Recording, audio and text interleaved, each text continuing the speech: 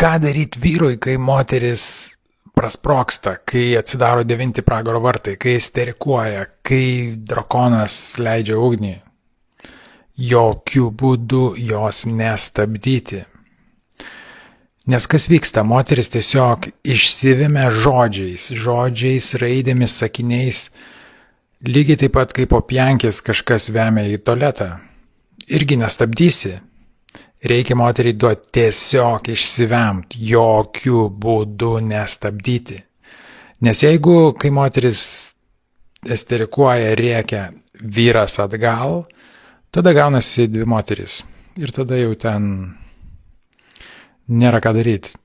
Reikia moteriai duoti išsirėkt, duoti išsivemt, išleistą įtampą ir tada ateit apsikabint ir tiesiog pasakyti kelis meilius žodžius.